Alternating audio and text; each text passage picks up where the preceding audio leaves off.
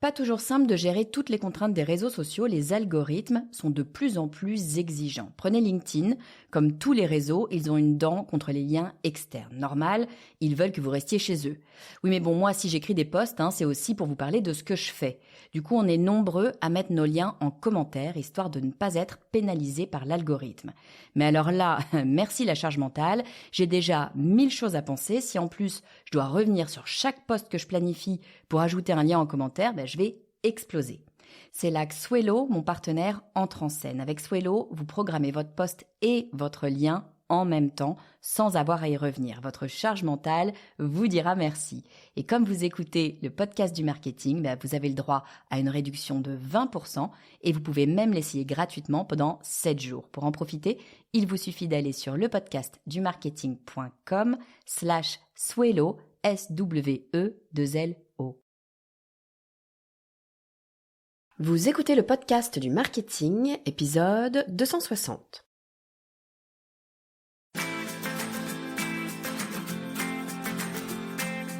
Bonjour et bienvenue. Je suis Estelle Ballot et je suis ravie de vous recevoir sur le podcast du marketing.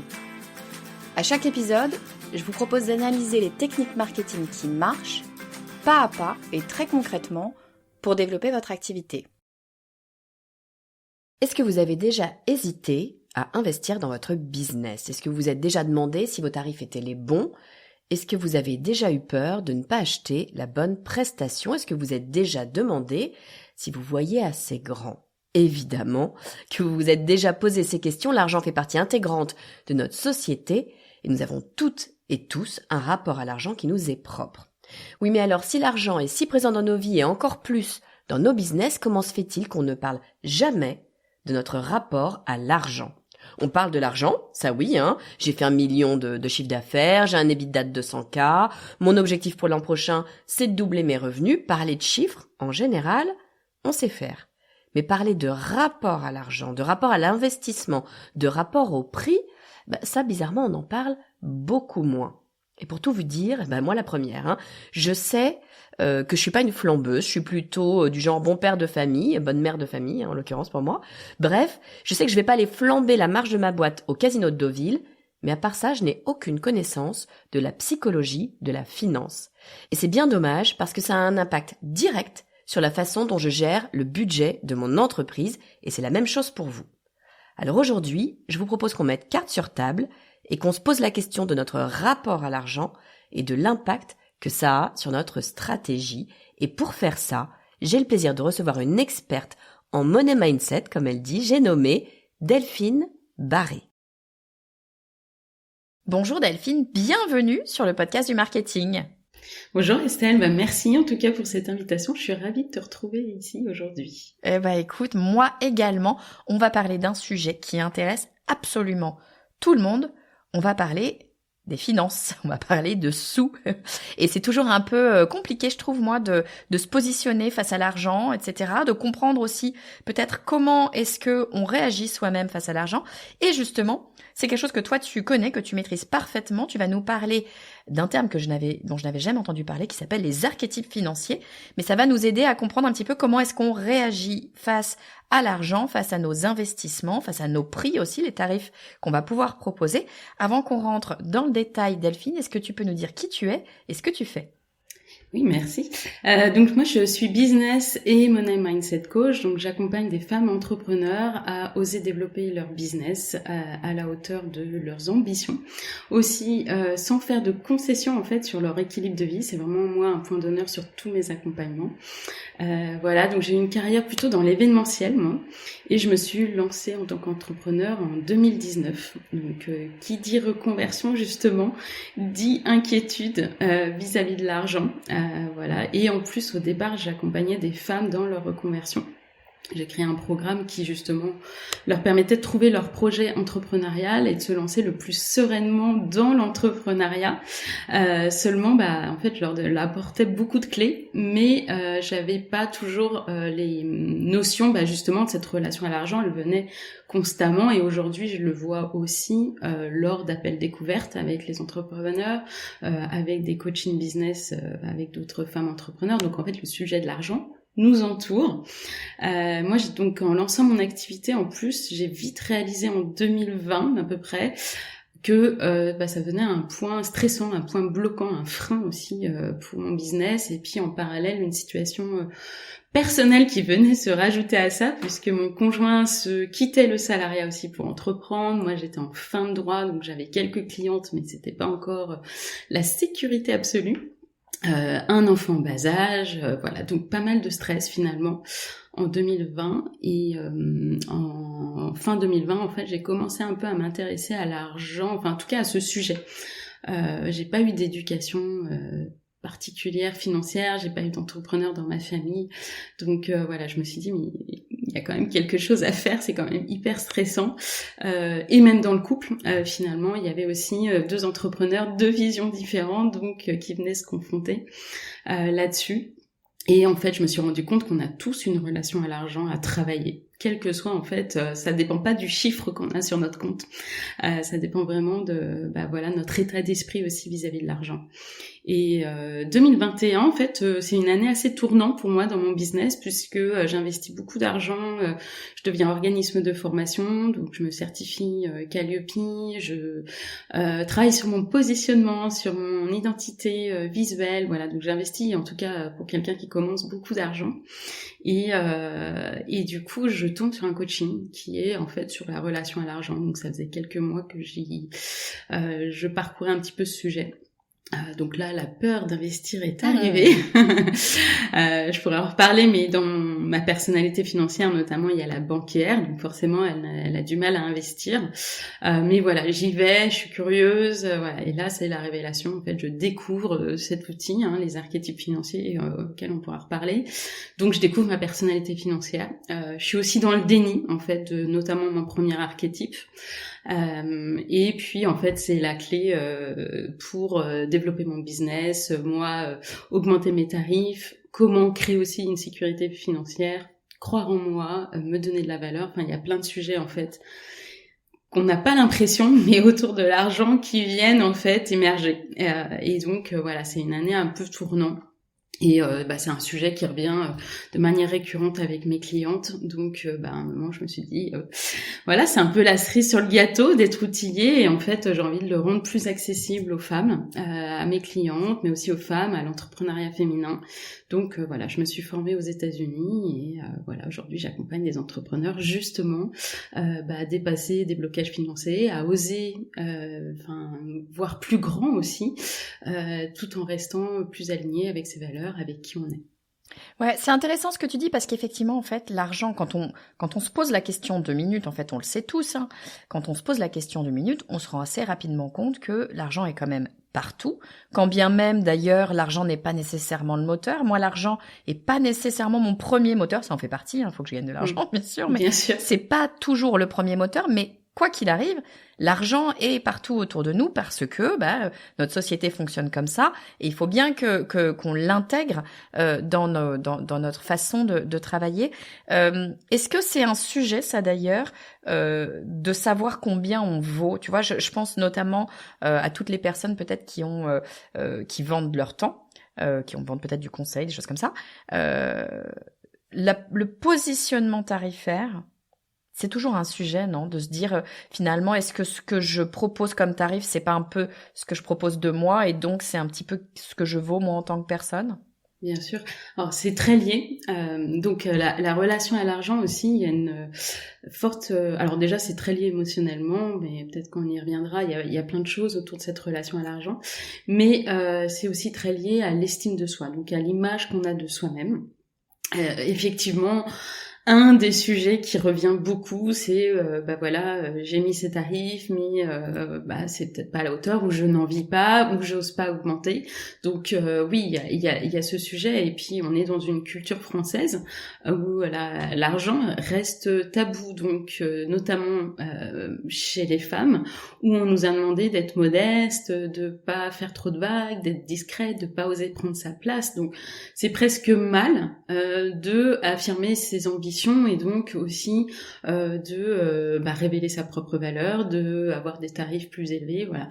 Donc effectivement, il y a cette histoire de un peu, en tant que femme, en tout cas, il y a un vrai challenge, c'est d'oser prendre sa place, d'écouter ses ambitions, de les suivre, et ça fait pas de nous une mauvaise personne. Voilà. Donc c'est aussi en travaillant sur soi qu'on se redonne de la valeur et qu'on peut après aussi travailler sur ses tarifs. Et ça vient en découler aussi derrière plein de choses, notamment la communication avec les autres, parce que c'est pas toujours évident de parler d'argent. Ouais, non mais complètement, c'est pas du tout évident de parler d'argent, c'est pas du tout évident de positionner sa valeur, c'est pas du tout évident de savoir où est-ce qu'on va mettre le prix et où va être le bon prix. Ça, c'est des questions qui reviennent. Moi, j'appelle ça toujours un peu la question à $10,000. Ça, est-ce que j'ai le bon prix? En fait, c'est compliqué de savoir si t'as le bon prix. T'as le bon prix peut-être pour tel client et peut-être pas pour tel autre client et peut-être pour toi. Et il faut que tout ça s'aligne. C'est pas toujours très simple.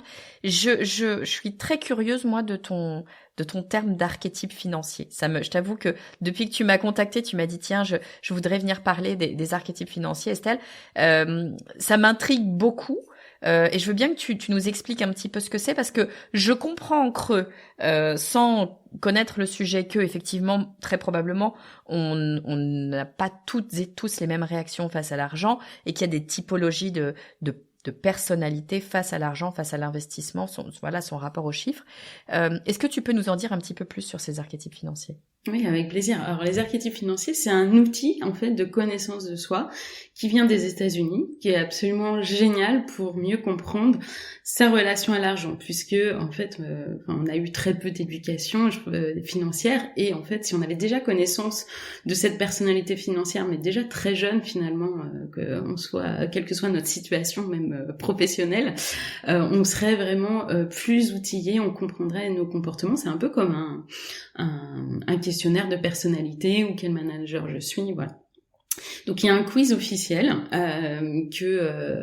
qui définit un classement de 8 profils financiers, donc il en existe 8, et ils sont tous en capacité de créer, de générer de l'argent. Donc ça veut aussi dire que chacune est en capacité de créer de l'argent, parce que des fois on dit je suis pas douée, en fait je suis quelqu'un qui est dépensier, je suis pas douée, je suis pas d'une famille. Tout ça, c'est aussi des croyances qu'on a autour qui vont faire qu'on réalise un petit peu cette relation à l'argent.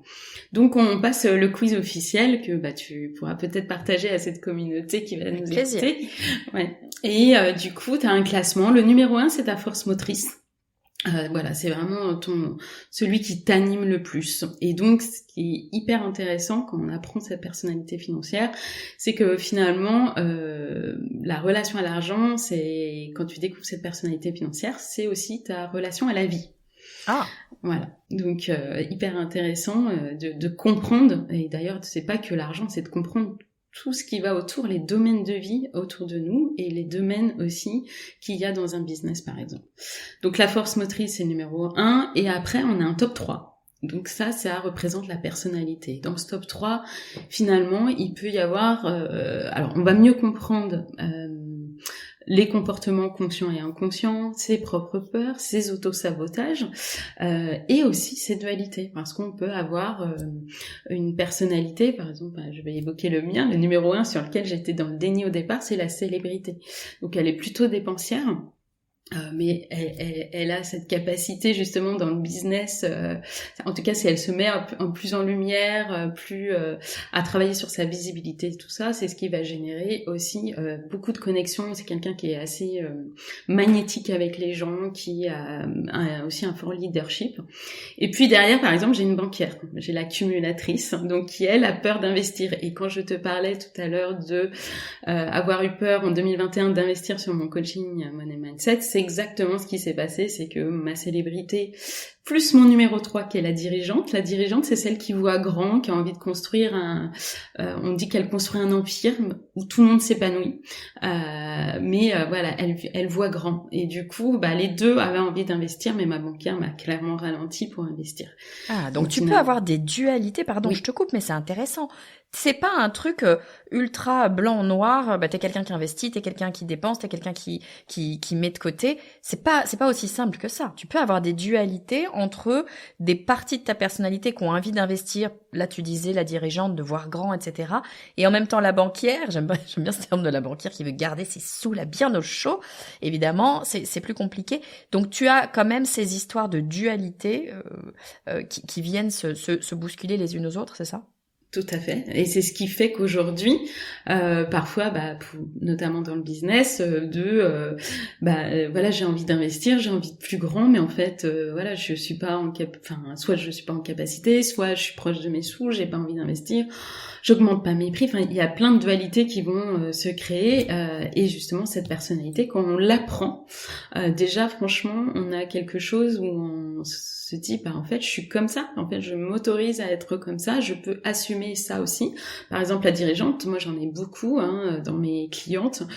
Oser voir grand, tout le monde se le permet pas, puisque ce que je partageais tout à l'heure, c'est qu'en France, beaucoup de femmes doivent rester encore cette idée de, c'est mal de montrer, d'assumer que même que j'aime l'argent finalement, que j'ai une grande vision, j'ai des objectifs, que l'argent est un moteur. Voilà, donc effectivement ça c'est vraiment des dualités, et c'est ce qui est la partie complexe, c'est d'aller une fois qu'on a connaissance de cette personnalité financière, c'est de trouver cet équilibre, parce que plus on va être aligné avec sa personnalité financière, avec ses archétypes financiers, plus on est en capacité de créer de l'argent.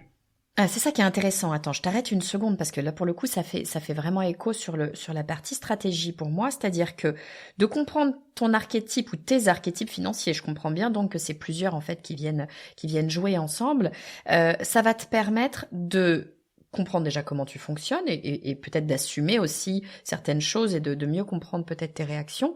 Mais ça va te permettre aussi de pouvoir aligner ta stratégie. Si on parle de ton entreprise, mais ça, j'imagine que ça fonctionne aussi dans la sphère privée, mais en tout cas, d'aligner ce que tu souhaites faire avec tes archétypes financiers, c'est-à-dire ce qu'il est facile ou ce qu'il est naturel pour toi de faire, c'est ça? Totalement.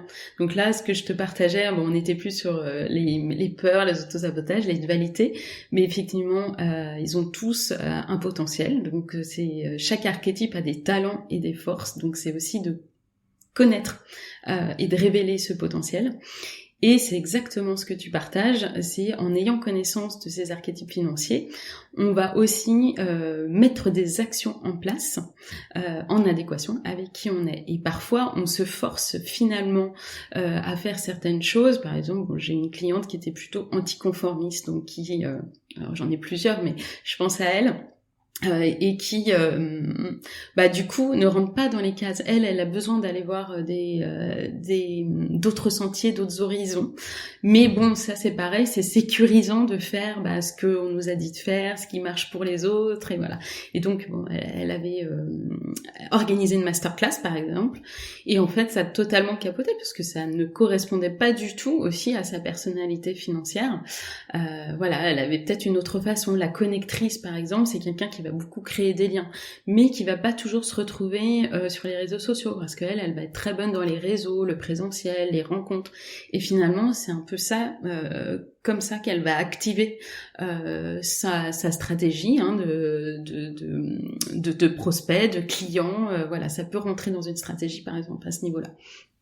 Ouais, donc attends, c'est intéressant, ça veut dire que d'abord, ce que j'entends dans les exemples que tu donnes, la connectrice, etc., c'est pas que de l'aspect financier, c'est de l'aspect c'est du comportemental finalement. On peut le prendre sous différents angles, on peut le prendre sous l'angle financier, mais finalement, c'est peut-être presque sociétal ou de comment est-ce que, je sais pas quel mot utiliser, en tout cas, comment est-ce qu'on se comporte et comment est-ce qu'on va réagir. Et donc, on va pouvoir l'adapter à différentes facettes de notre vie. Alors, effectivement, l'aspect financier, l'aspect professionnel, l'aspect personnel et comment est-ce qu'on va réagir. Mais finalement, ça peut venir prendre différentes formes, cet archétype financier. Quand tu disais la connectrice, tu disais, je crois que tu l'appelais comme ça, hein. La connectrice, elle a besoin en fait de voir les gens, et donc tu vas dire, d'un point de vue entrepreneurial ou en tout cas prospection, il vaut mieux aller peut-être dans des réseaux d'entrepreneurs par exemple, ou des soirées réseautage où on va rencontrer les gens. Elle va avoir aucun problème à aller vendre un petit peu son business en physique, alors que sur les réseaux sociaux, ce sera peut-être plus compliqué parce que c'est une relation plus distante. C'est ça qu'on va comprendre avec ces archétypes financiers. Exactement. Vraiment, on va comprendre justement ses forces et talents de chacun, et du coup, de les illuminer quelque part, de les mettre en valeur. Hein. Et la connectrice, par exemple, comme tu partageais, elle est très forte pour aller dans les réseaux. Et donc, c'est pas juste je vais partager, je vais dans les réseaux et tout. C'est et pour son business et pour les autres. Et elle peut exactement créer, par exemple, si elle a des offres, créer une façon de connecter ses clients. Ça pourrait être ça aussi, je sais pas, d'avoir une plateforme, voilà. Si on parle, par exemple, je te parlais de la célébrité, c'est quelqu'un aussi qui aime bien se démarquer et qui, du coup, aide les autres à se démarquer. Voilà, donc là, il y a aussi pour elle, donc sa stratégie, mais aussi pour ses clients. Voilà, on peut l'adapter en fait dans plein de domaines. D'ailleurs, c'est un des outils autour des archétypes, parce qu'après il y a plein d'outils pour travailler sa relation à l'argent, qui sont, une fois qu'on connaît cette personnalité financière, et on vient évaluer tous les domaines, par exemple dans son business. Donc c'est du marketing, c'est des offres, c'est le réseau, la visibilité, c'est sa liberté, son temps, son bien-être, voilà. Donc on vient activer selon les archétypes, parce que certains je parlais de la dirigeante, par exemple, c'est quelqu'un qui a une croyance qui est beaucoup de travailler dur pour réussir. Et du coup, qui a un challenge, un défi, c'est aussi de trouver ce bien-être, cet équilibre de vie, savoir déléguer, ne pas toujours être dans le contrôle, voilà, et de bien s'entourer. Ouais, donc c'est vraiment un outil en fait de coaching business au sens super large. On démarre de l'argent, mais ce que j'entends, c'est que ça vient toucher un petit peu toutes les facettes. Il y a une question que je me pose quand je t'entends. Demain, je fais le test d'archétype financier. Donc, on va me sortir ma force motrice et puis mon top 3. Et manque de peau, je l'ai pas fait le test, je vais le faire, mais manque de peau, ça me plaît pas. Je me dis non mais mince, attends, c'est super naze. J'ai pas du tout envie d'être comme ça. Est-ce que je peux faire évoluer mon archétype financier, ou est-ce que je suis comme ça, va falloir que je bosse avec et que je m'adapte, ou est-ce que je peux travailler à le modifier? Non. Alors effectivement, ça ne se modifie pas. Ça fait vraiment partie de ta personnalité. Donc il peut y avoir cette réaction genre ça me va pas du tout. Moi j'étais par exemple dans le déni dans la célébrité. En plus je partageais que moi j'étais dans l'événementiel avant, donc j'étais derrière un rideau. Donc ce côté célébrité ne me parlait pas. Voilà, je me suis dit c'est pas possible. Donc j'ai refait le test. Et d'ailleurs ils invitent à ne pas refaire le test parce que ça a pas de pertinence. Voilà. Même dans quelques mois, quelques années. Donc non, c'est d'en prendre connaissance et justement se dire pourquoi finalement il me plaît pas peut-être, parce que ça va peut-être questionner des choses un peu plus profondes. Pourquoi je suis dans le déni, je peux faire l'autruche par rapport à certaines choses. J'ai aussi le cas de par l'éducation, parce qu'on va pas se leurrer quand même, c'est que les croyances limitantes, les peurs et tout ça, elles viennent beaucoup du passé, des expériences qu'on a eues, de l'éducation, de discours qu'on a entendus. Et du coup, il y a des parties de la personnalité que on peut totalement occulter. Par exemple, je le vois beaucoup avec l'anticonformiste. Parce que on nous a pas, dans le système d'éducation, c'était quand même mal vu de faire différemment, d'être une autre personne, donc on nous a un peu conditionné à vouloir rentrer dans une case. Bon, l'anticonformiste, elle étouffe là-dedans. Donc, juste là, il faut aussi s'écouter, se faire confiance, apprendre à se faire confiance, et du coup à révéler cet anticonformiste. Parce que elle a plein de choses à apporter, mais elle va les faire d'une manière différente, ce qui peut parfois provoquer chez les autres de l'étonnement, genre mais qu'est-ce qu'elle fait, voilà. Mais elle a des pistes à explorer que les autres personnalités ne prendront pas. Ouais, écoute, en fait, ça attise vachement ma curiosité, tout ce que tu me dis là.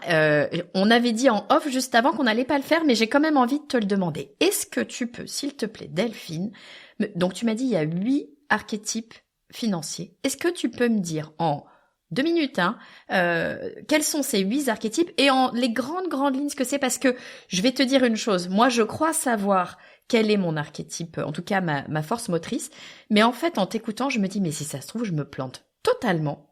Et je crois parce que j'ai envie de croire, je crois me connaître, mais finalement, j'y ai jamais vraiment réfléchi, pour être honnête avec toi. Et c'est très bizarre d'ailleurs. Tu vois, en ayant cette discussion, je me dis, mais c'est quand même très étonnant quand on est entrepreneur de ne jamais s'être questionné sur son vrai rapport à l'argent. Alors que, bon, c'est quand même à peu près au centre de cette histoire, parce que si on est entrepreneur ou si on travaille de façon générale, quand même, c'est quand même pour gagner de l'argent à la base. Ça. Donc, c'est quand même intéressant. Et je me dis que si ça se trouve, je fais un tout droit en me disant, je crois savoir quel archétype j'ai en force motrice, mais si ça se trouve, je me plante. Est-ce que tu veux bien, juste pour attiser notre curiosité, et puis chacun ira faire son questionnaire, parce qu'en fait, c'est le seul moyen de réellement savoir, si je comprends bien. Est-ce que tu peux juste nous dire quels sont les 8 archétypes, et puis en gros, les grandes lignes de ce que ça implique. Oui. Donc avec plaisir, je te les partage. C'est vrai qu'on s'était dit on va pas lister, mais justement c'est hyper intéressant, les personnes qui vont aussi nous écouter, de se dire tiens ça me parle. Donc il y a la nourricière. Donc elle c'est un peu la mécène.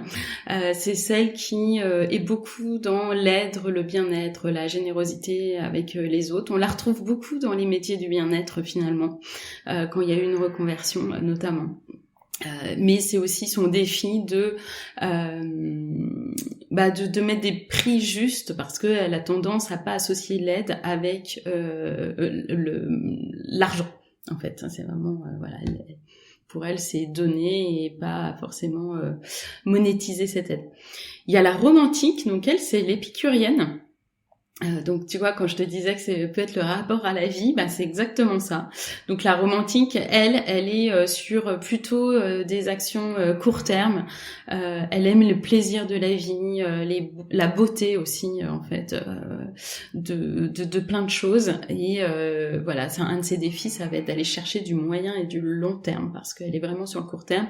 C'est aussi quelqu'un qui peut se mettre en danger financièrement, qui peut d'ailleurs recommencer un business à zéro.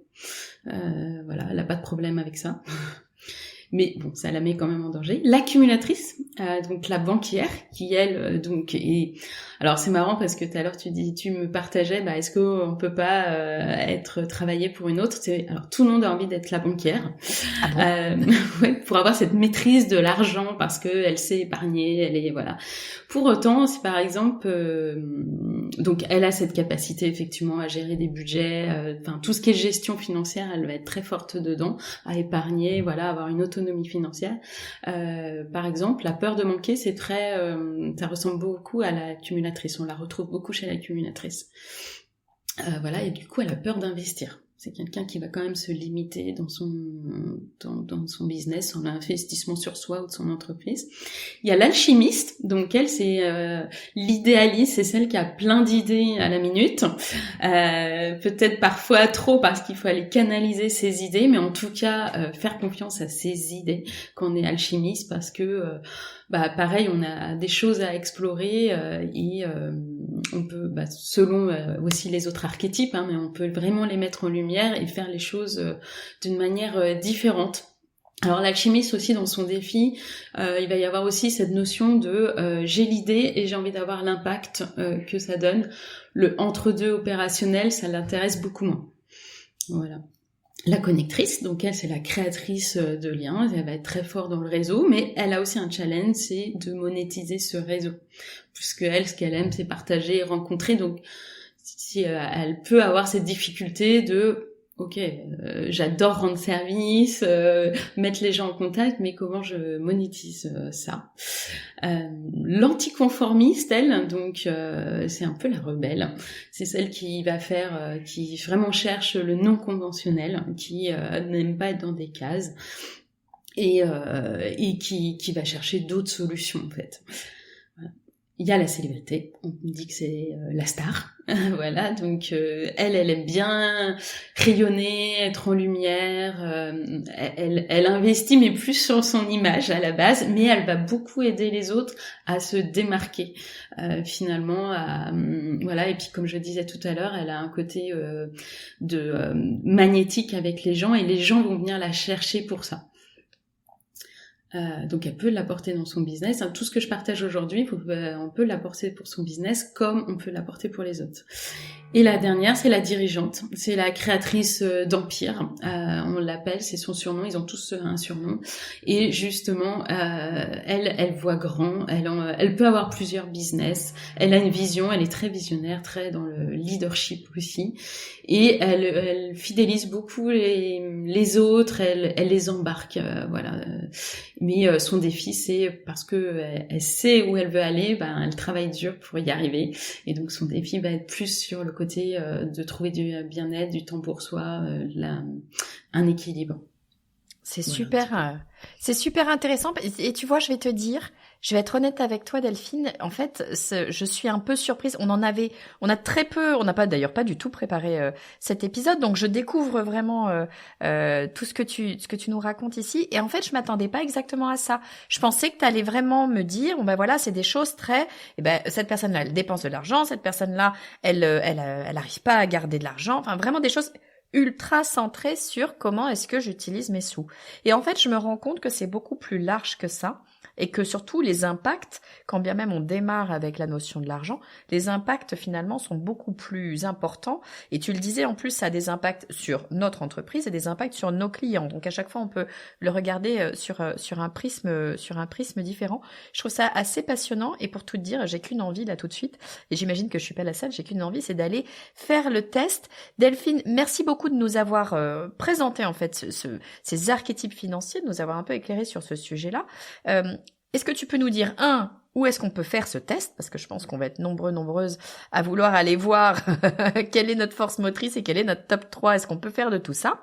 Et puis 2, où est-ce qu'on peut te retrouver si on a des questions, si on veut travailler avec toi? Comment est-ce qu'on peut faire? Dis-moi. Oui. Alors, je suis beaucoup sur Instagram, donc delphinebar.coaching. Effectivement, il y a l'accès au quiz, aussi sur mon site, donc delphinebar.com.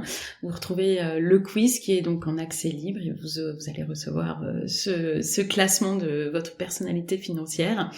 Voilà un peu les axes où vous pouvez me retrouver et effectivement, si vous voulez aller plus loin, parce que le money mindset, ça va aussi au-delà de cette relation à l'argent que j'ai expliqué, des archétypes, c'est aussi apprendre à débloquer une situation actuelle. Si aujourd'hui vous vous sentez limité, à lui donner de la place aussi dans votre vie, parce que c'est un peu comme prendre soin d'une amie, l'argent.